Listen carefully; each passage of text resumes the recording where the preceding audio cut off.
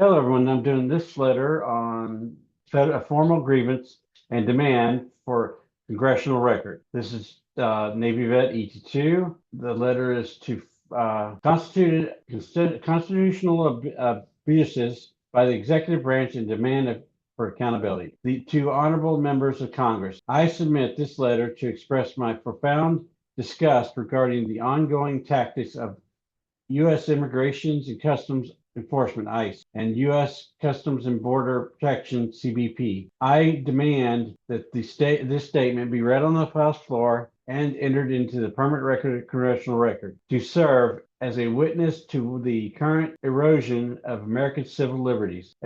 One, excessive force and tactical militarization. Reports from operations across the country, including major deployment in Los Angeles and Chicago, confirmed the aggressive use of the chemical agent, smoke grenades, flashbangs, and pepper balls against nonviolent residents. Legal observers and journalists these less lethal munitions have resulted in severe injury, including cases where journalists were vomiting for hours after exposure and bystanders were struck in the head.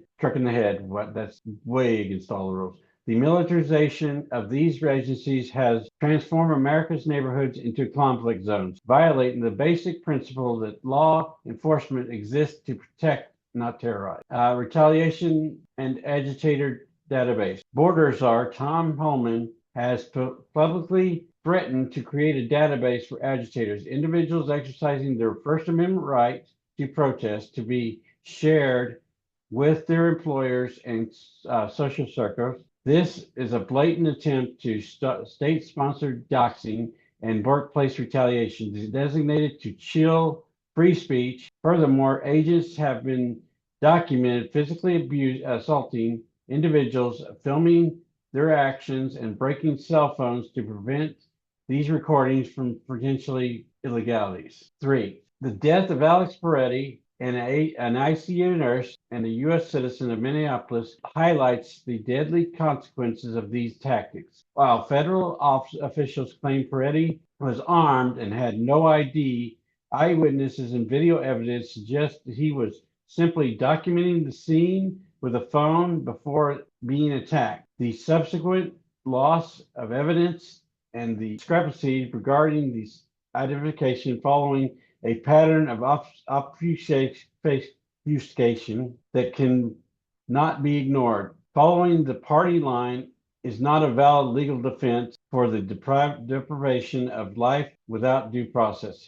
Four, hypocrisy of mask and identification. Agents are currently permitted to wear masks to hide their identities, with DHS claiming this is protect from doxing. However, identifying a public servant in uniform through their name and faces is a matter of public record, public accountability, not doxing. This practice is particularly hypocritical given that other federal employees have had their private addresses leaked by individuals with ties to the administration without similar protections. Masks serve only one purpose here: to allow agents to break the law without fear of being identified. Five.